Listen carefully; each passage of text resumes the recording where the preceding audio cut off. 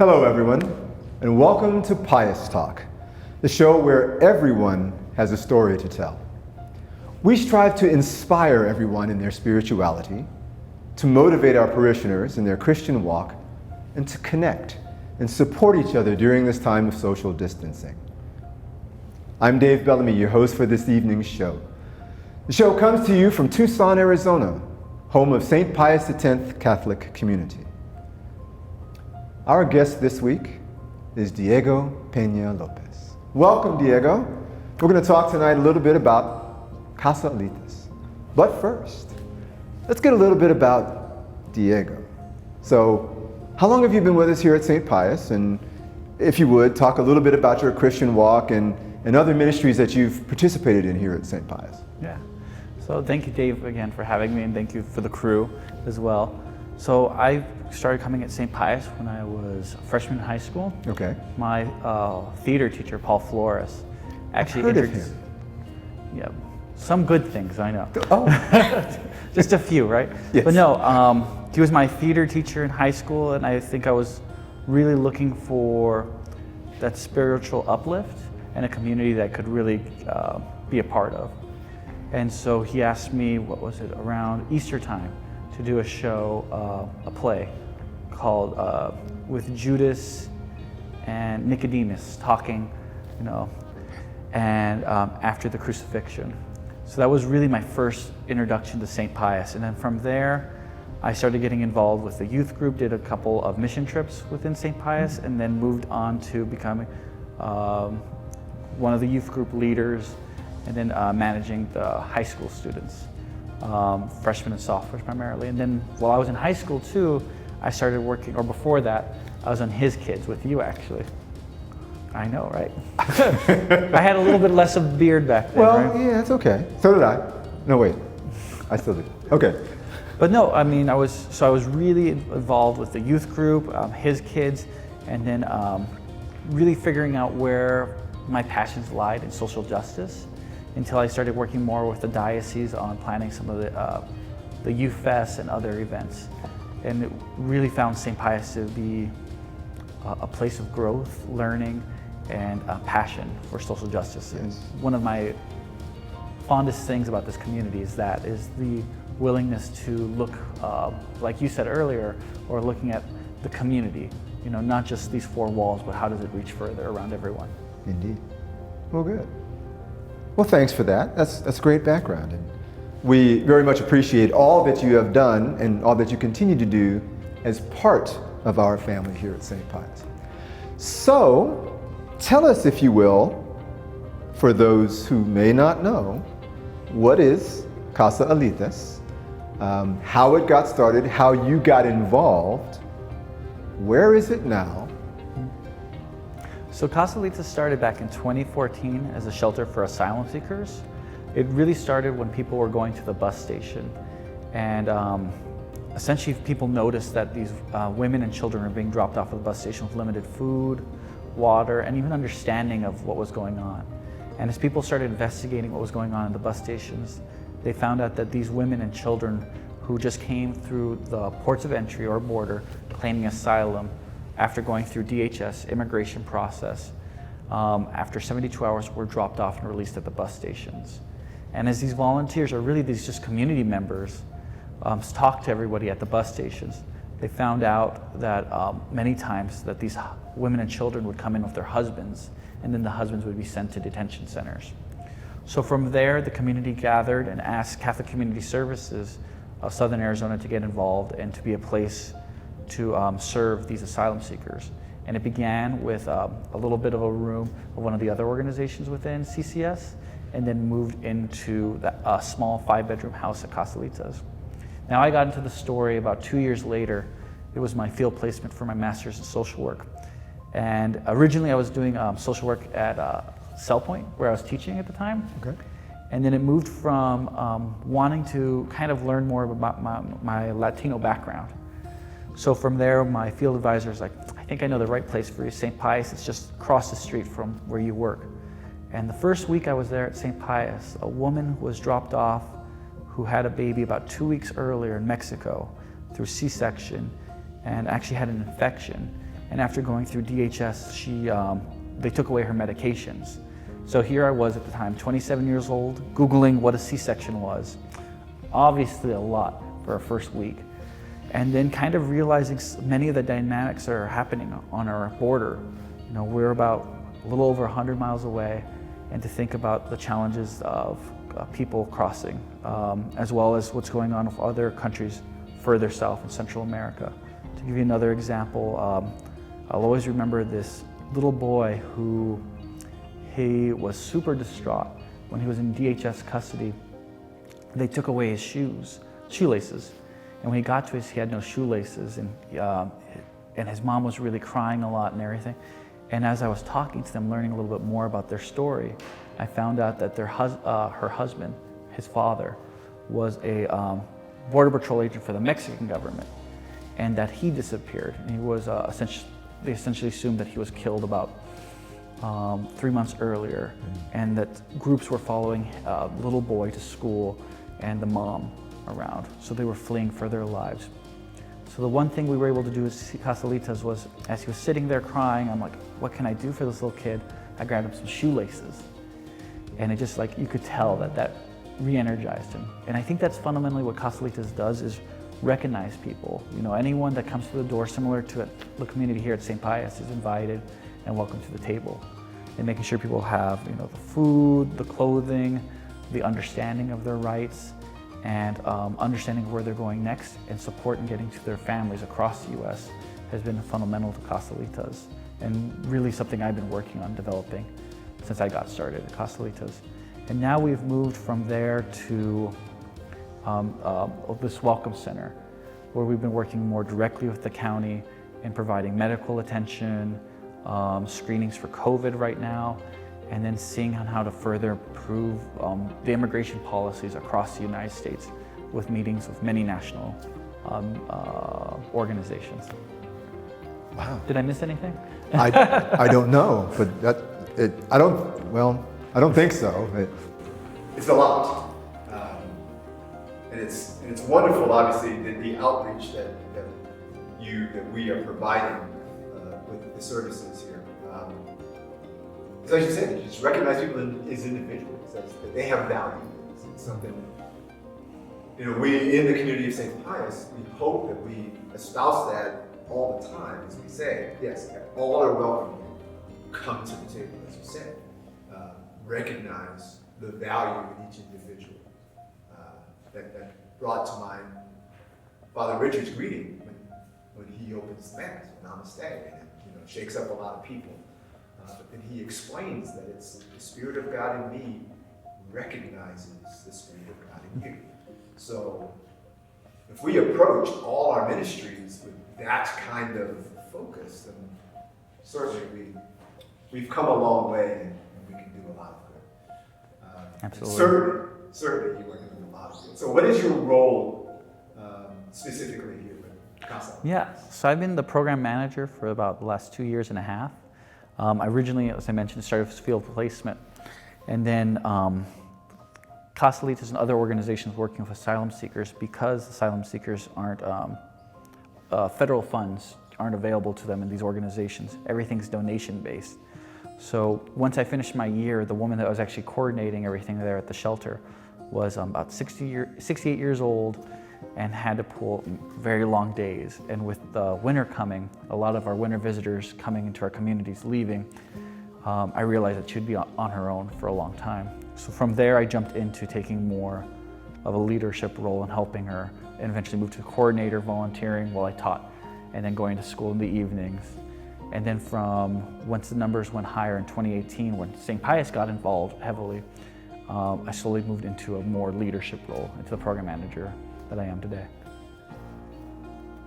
It's phenomenal. Yeah. So, what can we do to help? No, you know, one thing I can always remember about St. Pius, and this was like it was a Friday night in October.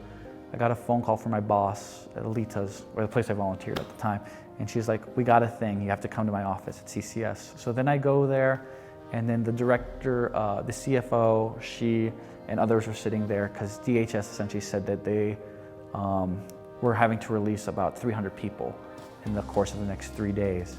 And it was right after the child separation was looked and reviewed to in the courts and such, and the needing to release all these people, and because of the policies and what the courts said. And I remember calling, being asked, like, what do I think logistically would work in the community? And I'm like, there's really one place that I can think of that could support this way so quickly. And I called Paul Flores, and I'm like, so what do you think? And I almost feel like he thought I was like lying at the time. And I'm like, no, certainly happening. So then he talked to Father Harry, who was so gracious. And it sounded like from Paul, 3 minutes later, he said, I called Father Harry, we're all good and everything. And that week that came after that, of seeing, I'm going far after your question, I know you had something. But anyways, St. Pius, we gotta talk about it a little bit. Right?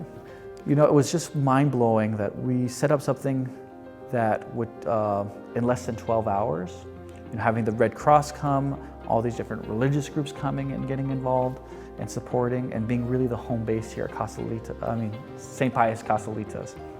And then how it evolved into, taking in 80 people, and then having legal groups coming in, medical providers from the university, and then every day we would find a new challenge. I remember Hurricane Michael was happening in Florida at the time, and 30% of the guests that were coming had to go through the area affected by Hurricane Michael, so more and more people had to stay.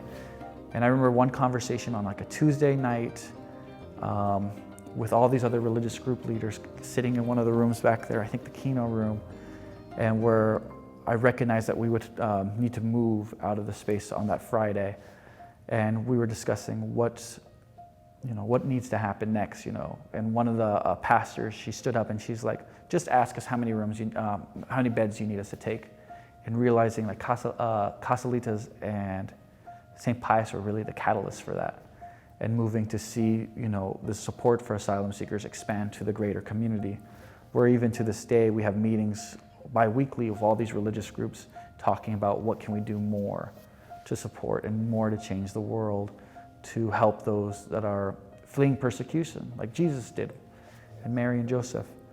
And with that, the things that we always need at Casa Alitas is volunteers. St. Pius has always been super generous, and the community of coming out and supporting in many different ways. And then with donations, monetary donations in a time of crisis, because things are always changing and maneuvering. As I talked about a little earlier about the shoelaces of the little boy, those things that we sometimes take for granted are so important to people. I remember the other day, when I say the other day, some of these years blend together, right? A little whiles ago, when we first moved to the monastery, this young man had no socks. And when he was released from detention, you could see that he had his shoelaces taken off, and he had to wear barefoot, and his feet struggling with scars and scabs and such. And this volunteer, seeing that and looking upstairs for the clothing, finding no socks and nothing that would fit him, she gave him her socks. Now, granted, I hate feet, so that was like a little too much for me. But to see that level of willingness, I think other undergarments are so important for men, women, and children. And we sometimes take for granted so much those things for people. And I also think just prayers and consideration to learn more about the process for asylum seekers. These are people that are fleeing for their lives many times from home countries, and the challenges that they face getting situated in the United States is vast, not only at the ports of entry, but across the United States. And seeing where our community, not only here in Tucson, but across the country, can really look at things a little differently. So I would imagine that the last year has been different for you, COVID. Is it building back up a little bit more and getting a little bit more business, if you will? COVID has definitely changed things, I think, for everyone's life. And I was really fortunate before COVID happened that I was starting my PhD in public health. I will not lie, starting a PhD in public health before a pandemic teaches you a lot of things, in planning. But what what I saw change through the pandemic, as well as how it's kept on going, is immigration and policies on the federal level, which I think there's very few instances people directly get affected or see federal policies. But with immigration and issues on the border, Arizona experiences that firsthand. And we oftentimes, I think when we're 100 miles away at the border, we oftentimes forget about what's going on at the ports of entry. I grew up in Nogales. I was born there, moved here in Tucson when I was about 12. And fundamentally, my mom actually had to close her business down during the pandemic because of not having enough CARES funding and resources for that, a business that she started in '81. And with Alitas, we saw the ports close under Title 42, but even before that, Migration Protection Protocol, MPP, really affecting the numbers. Right now, because of policies within Mexico, we're seeing people from non-Central American countries coming through. And the other day I saw this family coming through Yuma because immigration is not driving people all the way to Tucson or like what they've done in the past. And this woman came because when they were going through Yuma, her baby that was born 2 years earlier, I go so far into stories, I'm sorry. You got a lot of cutting to do, my friend. I gotta break the ice there because I was getting a little emotional too, and I hit the mic, I'm sorry. No, so this woman came from Yuma, and her 2-year-old and her husband were flown out to Phoenix because they essentially had this, he was born where he was needing a tube to eat.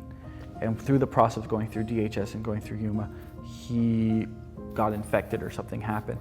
So once they were on the bus, they had to fly him out. So right outside of Gila Bend, they flew him out. And I'm seeing a lot more of those medical issues. And then here, this Haitian woman, that speaks Creole, struggling for these resources. And I think to myself, why do we have Haitians having to come claim asylum at our southern border?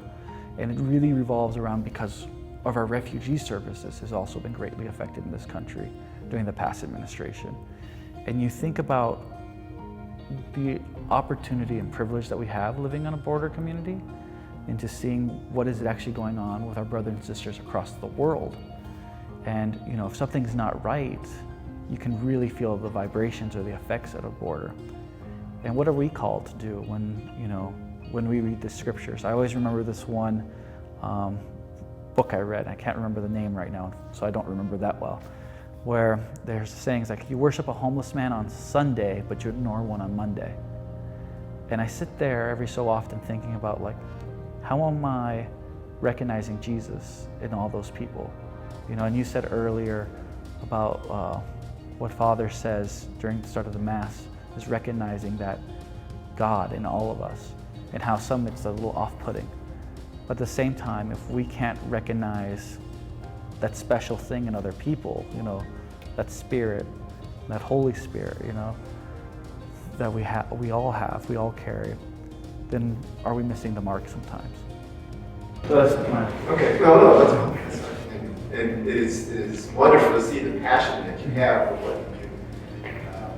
I think that's critically important, and obviously it speaks to the kind of service you want to provide to those who need it. So those of us who want to volunteer, or those of us who want to donate, how do we connect to make that happen? Yeah, if you want to connect to Catholic Community Services, Southern Arizona, online, you can donate there, as well as you can email Alitas volunteers at casalitas.org, or email Casa, the CCS website for more information. And we also have a website, casalitas.org, where you can learn a little bit more about us and see how you can get involved in many different ways.